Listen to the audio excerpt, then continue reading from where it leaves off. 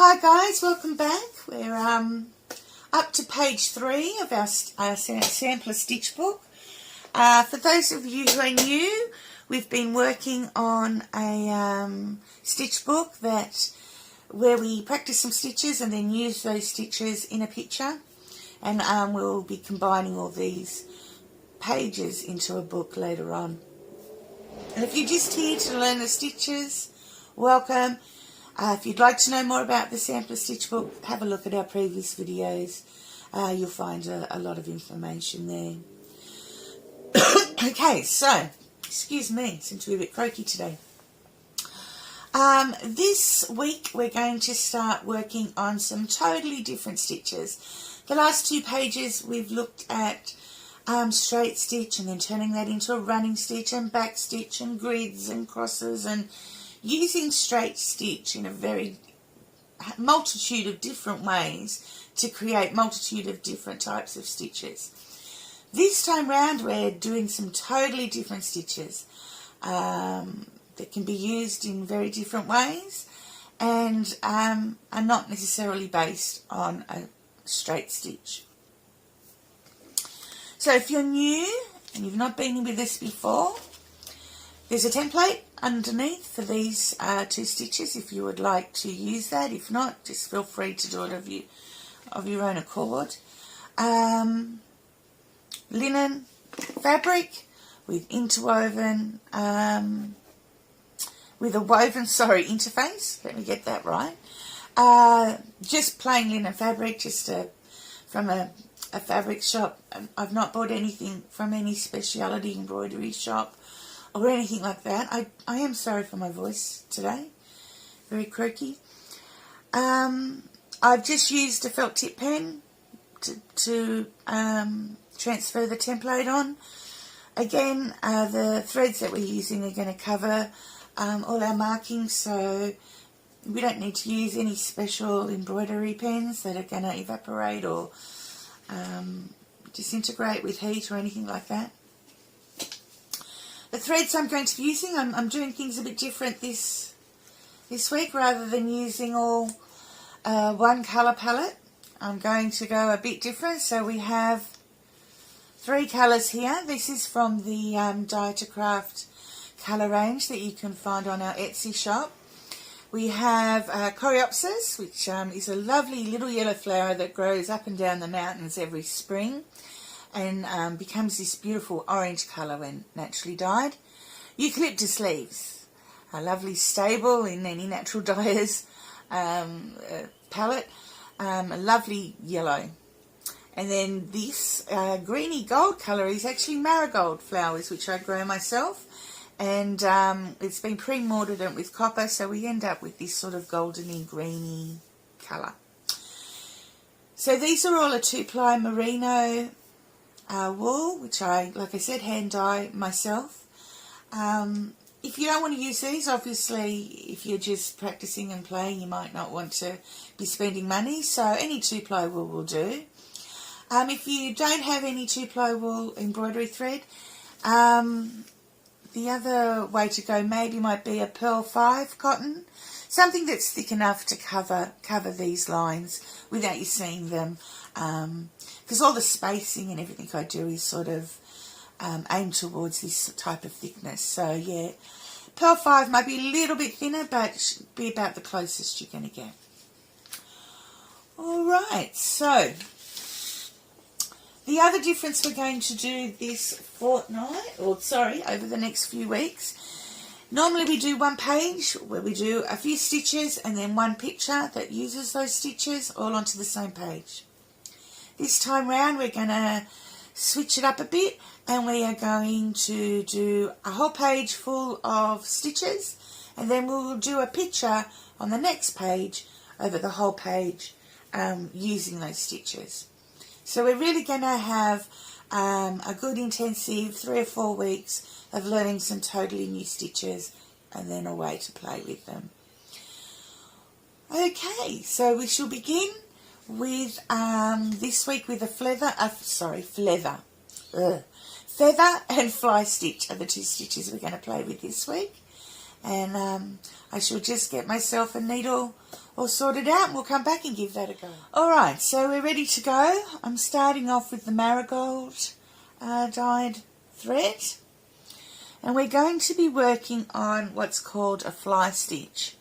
Now we're working on this rectangle here that has the lines on, and we're going to start to the left of the line, just above it. So come out diagonally a little bit and come up. Of course I've got a knot on the end of my thread. Okay, and then we're going to come directly horizontally across, and we're going to be coming out about the same distance from the line as we did here. May not be perfect, chances are it won't be perfect, but that's fine. And we're going to go down. Now before we pull all the way through, we're now going to come up at the top of our line.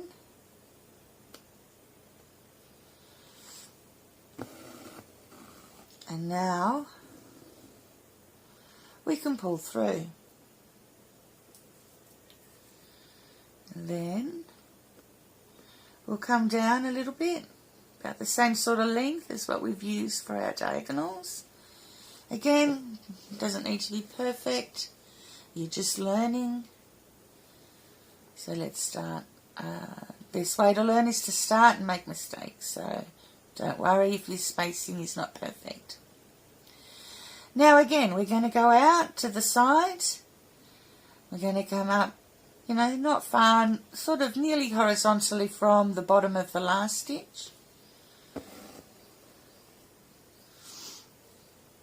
Again, across, about the same amount.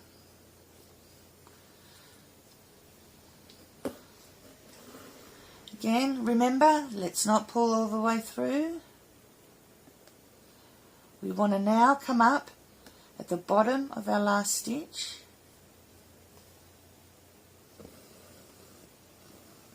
And now we can pull through.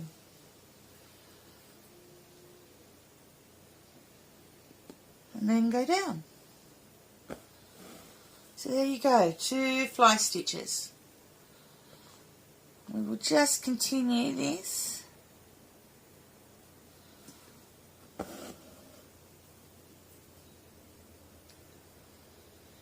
In, across, down without pulling through.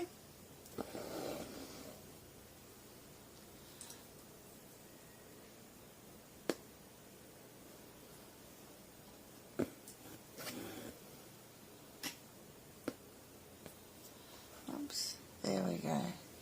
And we just keep following that pattern.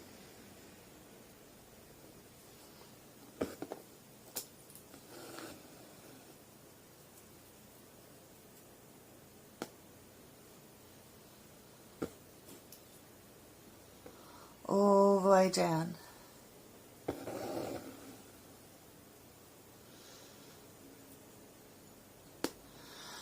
So give that a go all the way down your line and finish off at the bottom here.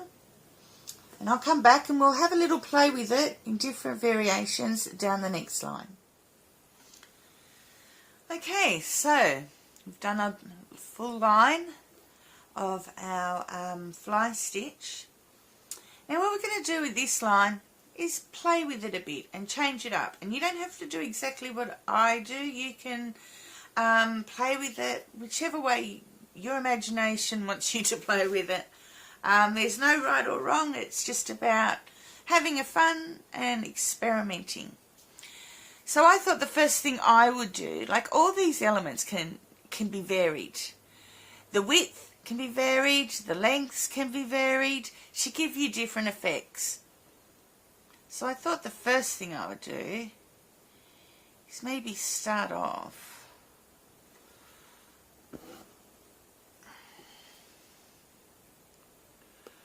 with a smaller branch, basically, or with a smaller stitch.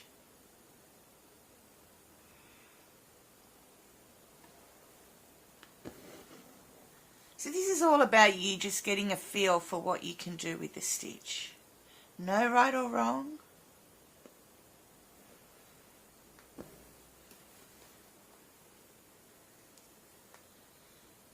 Now we might just maybe move it out a little bit more. Make it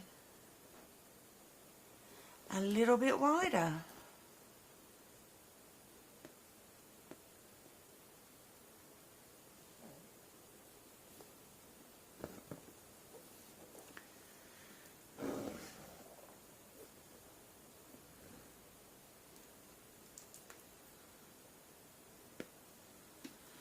I think at this point I'm going to try and keep the this part of the stitch about the same length. Just change the one variable so you can see what that does. So we'll go out.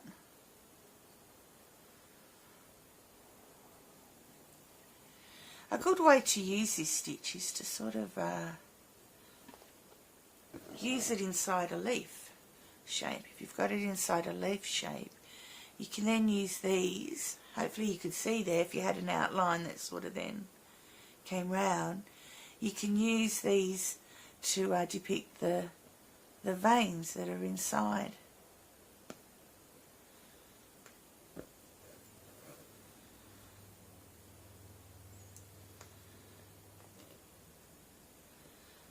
One more, I think. We'll just go one more.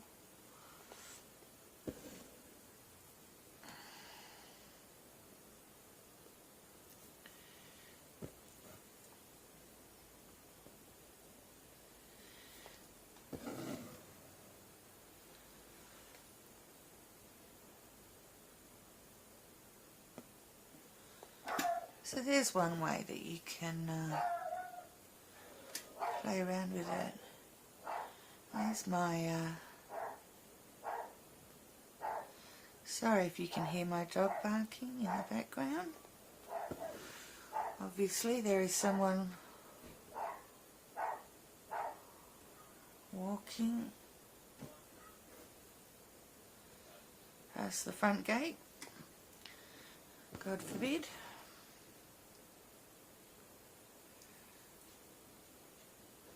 Right, so now I'm just sort of going to take the stitch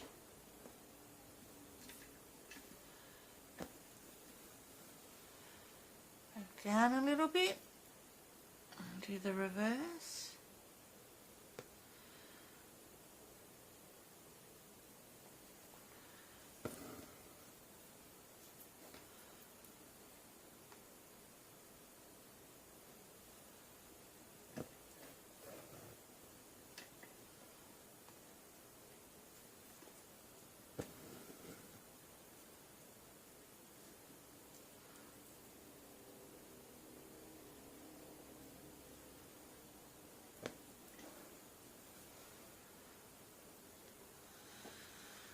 Now another way that you can play with it is to change the length. So say for example, alright, let's try and do one that is sort of got the three arms of the stitch about the same.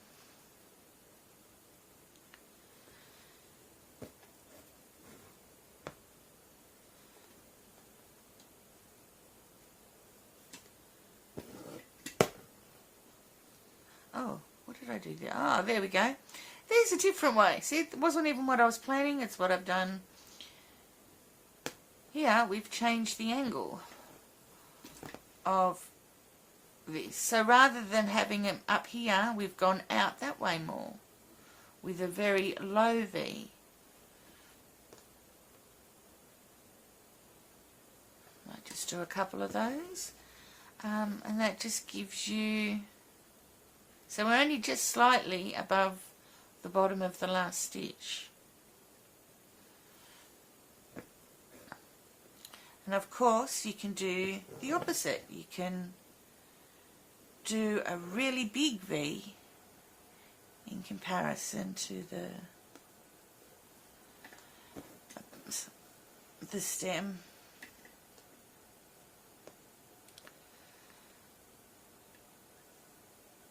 You know, something really tall where this diagonal line is sitting up a lot straighter. I'll show you. Let's try one, shall we? Like I said, this is just about playing. You have a play with whatever comes up in your head, whatever you think you might want to see what it looks like.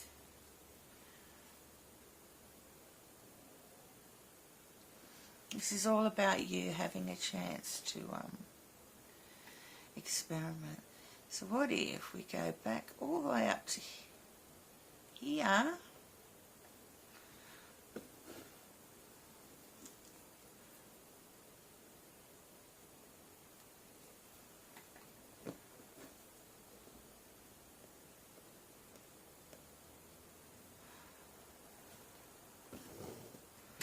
Oops.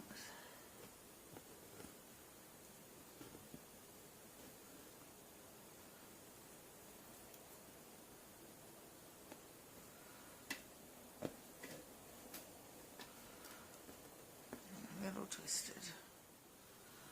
They all just give different variations and a different look slightly.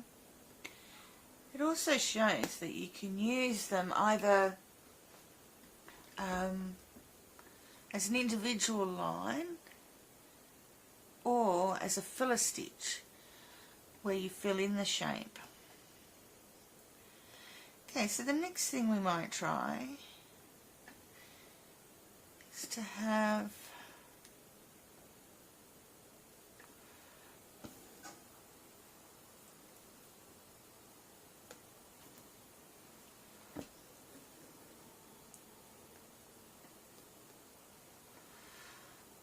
say an average size compared to what we're doing, V, and a really small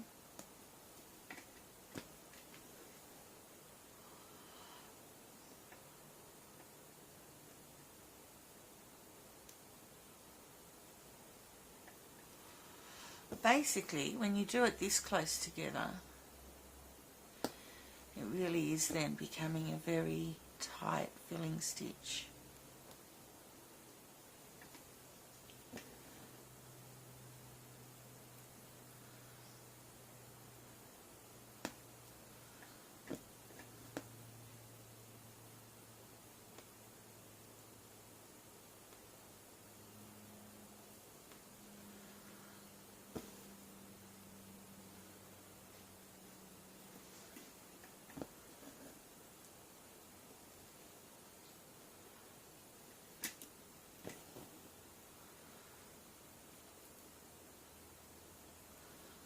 So you see, you could fill in any sort of shape with this. I'll do a couple more of these.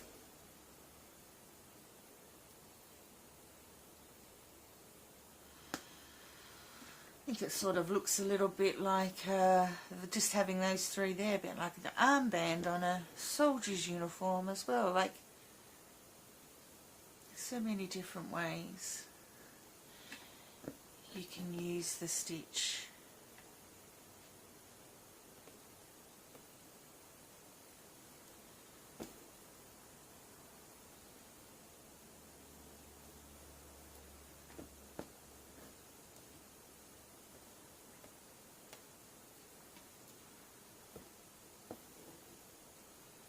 Depending on what you want to use it for. It's all up to you.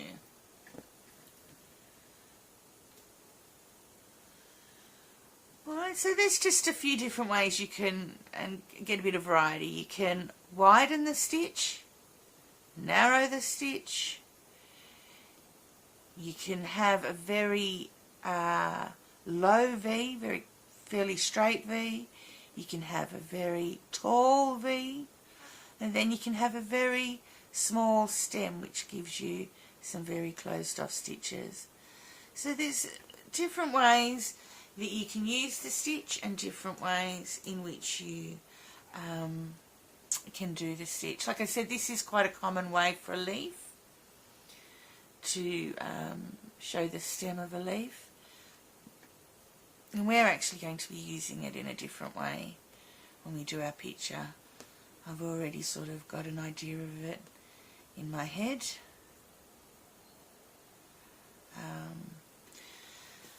Alright, so I'll finish the line off and with just some plain stitches, and oh, actually I'll do that now. I'm going to finish that off. Now the other way a lot of people use it is to depict a flock of birds, a flock of seagulls. So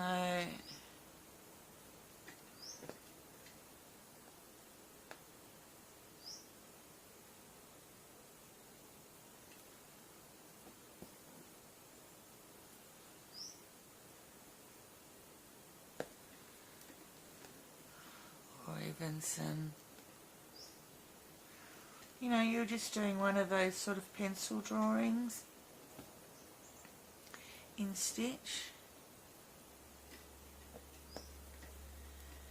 You could do a whole heap of these up in the sky and it'll look a bit like some seagulls flying in the distance up near the sun. I don't know, maybe you see it, maybe you don't. Like I said, everyone can see different things. The other thing you might want to do is just do single one.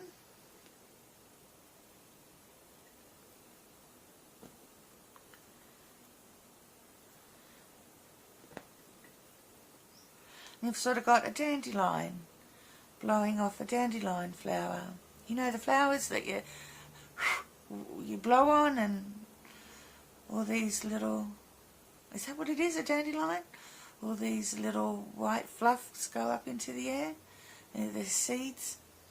Anyway, there's all sorts of different ways that you can sort of play and use this stitch. It's really only up to you and your imagination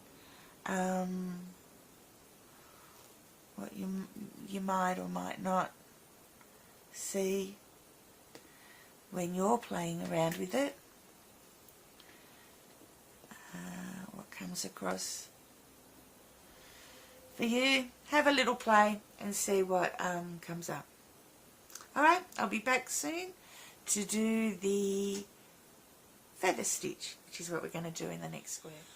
Okay, so I added a few more seagulls to my flock. I still don't know if it looks like a flock. I think you need the sun and the sky to sort of some context to put it in place, but anyway, that's what this is about. It's about playing, experimenting, just having a bit of fun and seeing what works and what doesn't work, and all in the eye of the beholder. Up to you whether it works for you or not.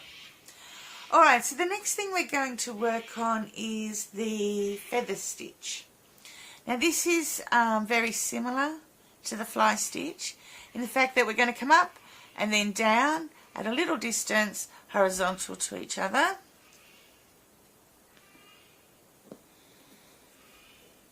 Now again, we're not going to pull all the way through, we're going to halfway between, down, come up. But now, instead of doing a straight stitch, we're going to do the whole thing again. So we're going to come across horizontally,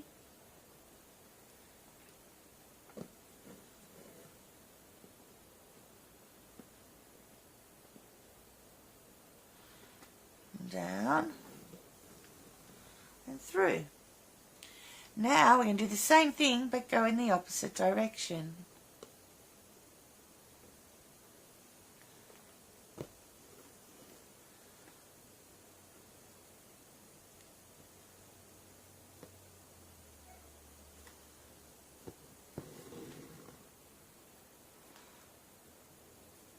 Now we'll go back to the right.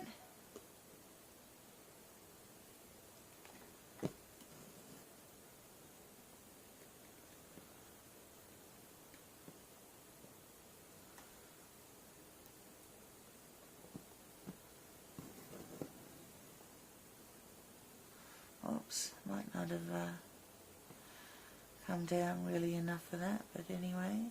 Again, this can be varied by how big you want to do the stitch, how deep you want to do the stitch, how long you want to do the stitch.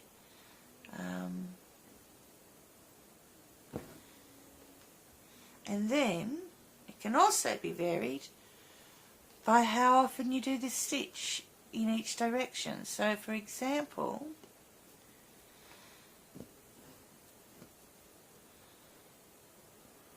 at this point here, where we would have gone that way, we could maybe go this way again and go across twice.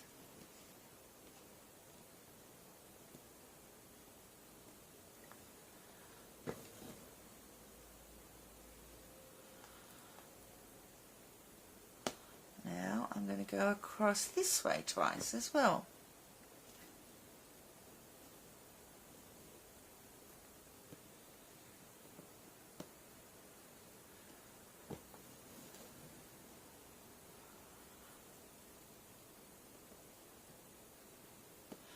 And again, there's no right or wrong at how much space you have between these two sections or how deep you go. It's really up to you, how you want to fill the space, how you want it to look. Experiment and play. You might go across this way twice again.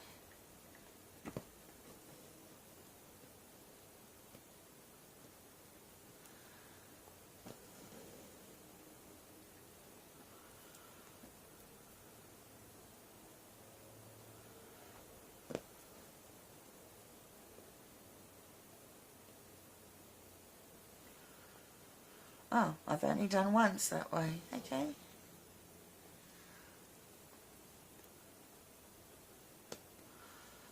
See, I should have done another one that way if I was going to keep following, but again, there's no right or wrong. It doesn't matter.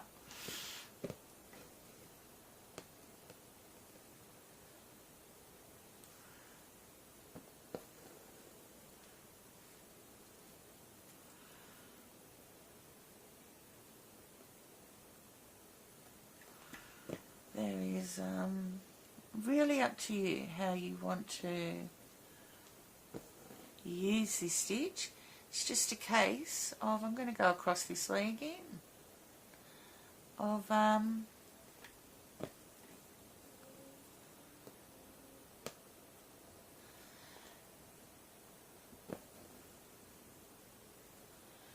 you playing and deciding what it is exactly you'd like to do and how you'd like to fill the space. The only thing you have to remember is to just feed one stitch off the other, that all the stitches are interconnected, that the bottom of one stitch is the top of the next. So I'll finish that off, that rectangle off, and I'm going to do another line coming down this side, with them maybe overlapping a little bit so you can get a feel and a look for how that looks. I will finish sewing it and I'll come back and we'll talk about it. Okay, so I have finished this row, and again, sometimes I've gone 2 over, sometimes I've gone 3 over, sometimes I've just gone 1 over. It's really up to you how you move around. Maybe you want to do just 1 for the whole line down and then experiment with the second line. It's up to you. I've done the second line, crisscrossing over in a couple of spots. I just thought I'd better show you. To finish, you just go back down through that hole from where you've come up,